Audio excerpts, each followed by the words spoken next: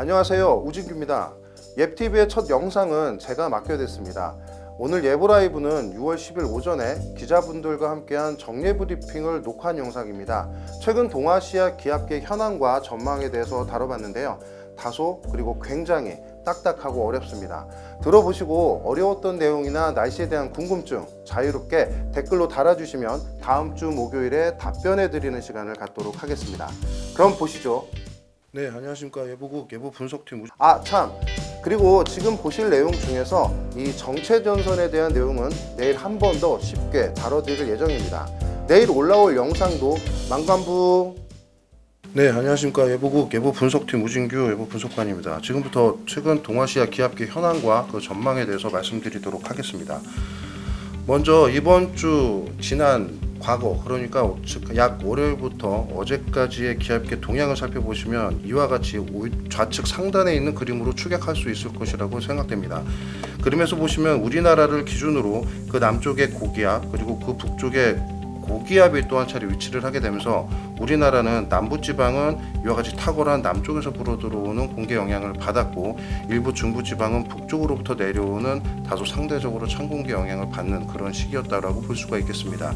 특히나 이 두 고기압 사이에서 약한 기압골이 상대적으로 발달을 하기 시작을 하면서 중부지방은 남부지방에 비해서 일사 효과도 다소 약한 것으로 나타났는데요. 그 결과 우측에서 보시다시피 이 6월 5일부터 9일까지의 최고 기온 평균값을 보시면 이 붉은색 원으로 칠한 남부지방에서는 약 30도 이상 웃도는 곳이 많았던 반면 그 중부지방에서는 상대적으로 기온이 낮았던 것으로 분석이 됩니다. 특히나 평년에 비해서 남부지방은 약 2도에서 3도가량 기온이 높았던 반면 중부지방은 평년보다 기온이 낮았던 그러한 최고 기온 경향을 보였던 것으로 분석이 됩니다.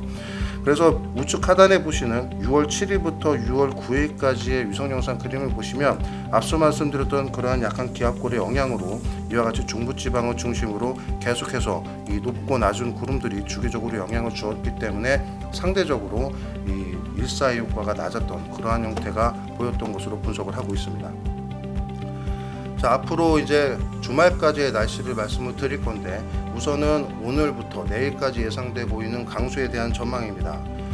좌측에 보이시는 모식도에서 참고하실 수 있다시피 우리나라는 이번 예상되는 강수의 형태는 서쪽에서 들어오는 저기압에 의해서 견인되는 것으로 분석되고 있습니다.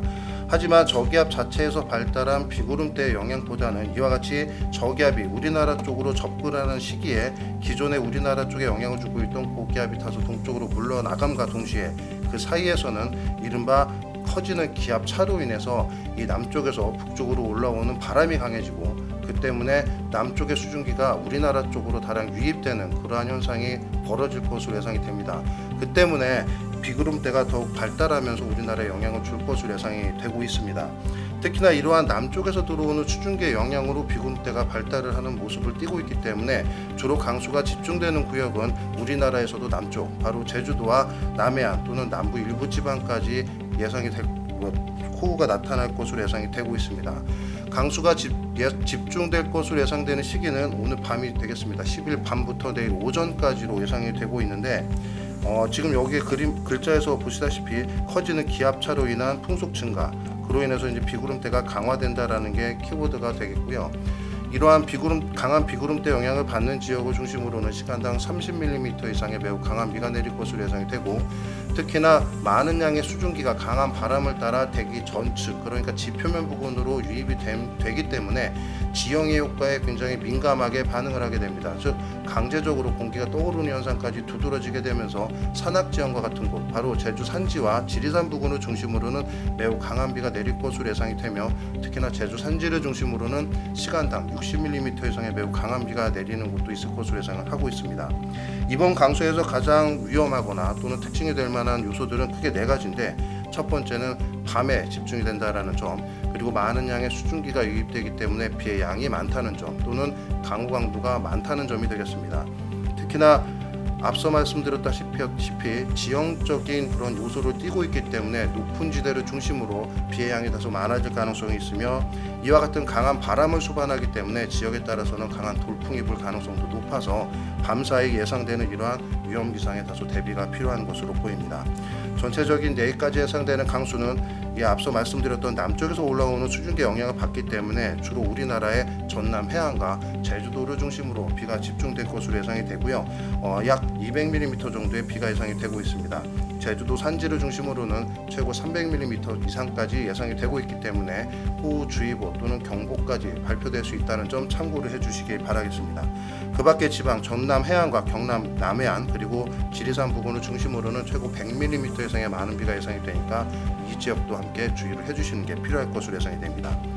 이에 반해 상대적으로 남쪽에서 올라오는 비구름대 영향을 덜 받는, 그러니까 수증기 유입 정도가 상대적으로 낮은 수도권, 충청권 그 외 남부지방을 중심으로는 약 30에서 80mm 정도의 비가 예상이 되기 때문에 일부 지역을 중심으로는 최고 80mm, 즉 주의보까지도 발표될 수 있다는 점 참고해 주시기 바라겠습니다.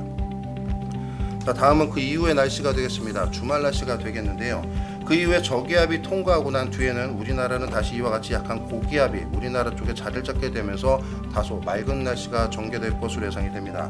특히나 이 지상일기도의 우측에 보이고 있는 그림이 이 상당온이라고 하는 다소 어려운 변수인데, 쉽게 말씀을 드리면 공기의 수증기 양을 보여주는 그러한 그림이라고 보시면 되겠습니다.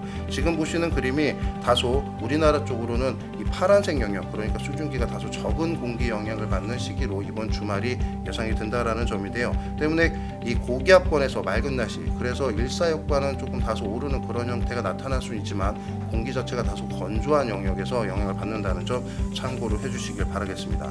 때문에 12일부터 13일 주말 동안에 우리나라의 전국적으로 대체로 날씨는 맑을 것으로 예상이 되지만, 다만 12일 쪽 낮 쪽에는 이 동쪽으로 빠져나가는 저기압 후면에서 다소 비구름대가 남아있는 지역을 중심으로 약하게 비가 내릴 수 있다는 점도 참고를 해주시길 바라겠습니다. 자, 문제는 변동성 부근에서 일요일 쪽이 좀 다소 예보가 어려운 측면이 있습니다. 바로 이 불안정에 의한 강수가 조금 있을 가능성이 있다는 점인데요.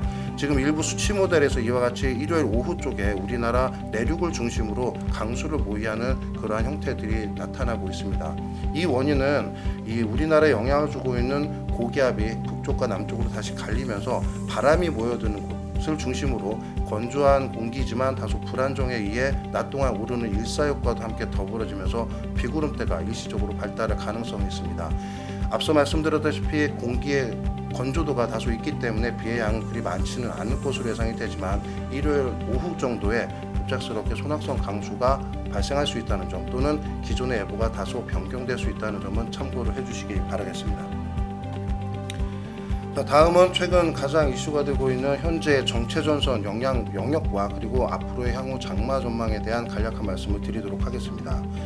어제까지 분석이 되고 있는 위성 영상에서 우선 정체전선이 어디 있는지를 분석을 하게 되면 현재 일본 남동쪽으로 크게 빠져있는 이 붉은색 점선이 바로 현재 정체전선이 위치할 것으로 예상되는 지역입니다. 그 남쪽으로 이와 같이 북태평양 고기압이 회전을 하게 되면서 굉장히 우리나라 쪽으로부터 멀리 떨어져 있는 그러한 경향을 보이고 있어서 앞으로 당분간 우리나라 쪽으로 정체전선이 북상할 가능성은 굉장히 희박하다라고 볼 수가 있겠습니다. 그리고 특이한 점은 우리나라 서쪽에서부터는 이제는 여름철로 접어들기 시작을 하면서 티벳 고원의 뜨거워진 열기로 인해 대기 상층부에서 고기압성 회전을 하는 영역이 보이고 있는데, 이 영역이 이 대만 동쪽 해상으로 떨어져 내려가면서 건조한 공기를 끌어내리고 기존의 습한 공기와 충돌하면서 이와 같이 열대 요란들이 나타나고 있는 지역이 있습니다. 하지만 이 영역은 정체전선에 수반된 강수 영역이라기보다는 앞서 말씀드린 이러한 다른 원인에 의해서 만들어지는 강수 영역이기 때문에 정체전선의 영역이라고 볼 수 없다. 그래서 정체전선이 우리나라 쪽으로 근접하기는 아직까지는 다소 어렵다라고 판단이 됩니다. 때문에 지금 엊그저께까지 우리 일기도에서 표현을 하고 있던 정체전선은 현재 굉장히 약해진 관계로 이와 같이 표기는 하지 않고 있습니다. 다만 정체전선이 발생할 수 있는 지역을 제가 점선으로 그려드린다는 점 참고를 해주시면서 현재 정체전선은 매우 약해져 있고 북태평양 고기압도 남동쪽으로 다소 많이 물러나 있다는 점 참고를 해주시길 바라고요. 이러한 내용을 반증할 수 있는 것이 현재 일본의 장마 현황입니다. 지금 그림에서 보시는 것은 최근 일본에서 발표를 한 장마를 표로 도식화시킨 모습인데요. 지금 도카이 부근까지는 우리가 알고 있다시피 예년에 비해서 약 20일 정도가량 빠르게 장마가 발표가 되었었습니다. 그런데 관동 카츠노부라고 하는 일본 본토를 비롯한 그 북쪽을 위시에서는 지금까지도 장마가 발표되지 않고 있습니다. 지금 예년에 관동 카츠노부 지역의 평년의 장마 발표 시기가 6월 7일이었는데 지금 벌써 평년보다 장마 시기가 늦춰지면서 오히려 일부 지역은 이와 같이 일본 쪽에서도 장마 발표가 늦어지고 있는 상황입니다. 우리나라와 비슷한 추세라고 볼 수가 있겠는데요. 그래서 당초 우려했던 점, 그러니까 일본이 일부 지역에 장마가 빨리 발표되었다는 그런 개연성과 더불어 우리나라 쪽도 빨리 발표되는 것이 아니냐는 그런 이제 걱정에 대해서는 앞으로는 그러한 가능성은 더욱 희박해지고 있다라고 말씀드릴 수 있겠습니다. 특히나 현재 장마가 발표되어 있는 기존의 큐슈나 이 킨키 지방 그리고 도카이 지방을 중심으로도 이 장마 기간 동안에 나타나는 집중호우, 일본에서는 대우라고 표현을 하고 있습니다만 이러한 일들이 크게 작게는 하루에서 약 최대 3일 정도밖에 나타나지 않은 것으로 일단 초기 분석이 되고 있습니다.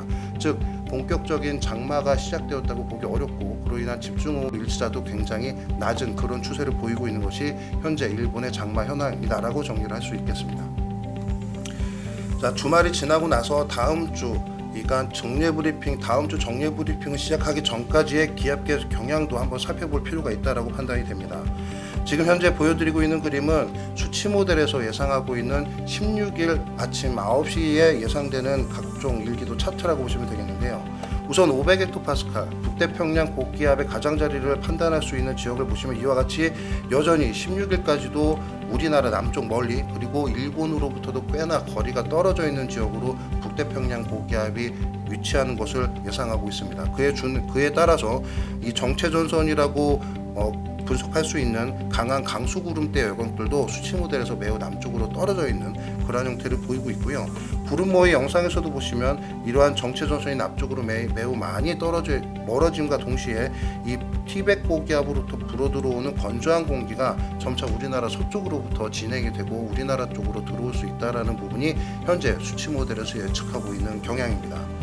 특히나 500헥토파스칼 기류 흐름에서도 이 북태평양 고기압의 흐름 자체를 판단할 수 있는 시계 방향의 고기압성 회전 영역도 앞서 말씀드린 그러한 영역과 매우 일치성이 높다라고 판단되는 점, 그래서 이 모든 것을 종합해 볼 때 다음 주 16일까지도 정체전선이 북쪽으로 북상할 가능성, 우리나라 쪽에 영향을 줄 가능성은 매우 적다라고 판단이 됩니다.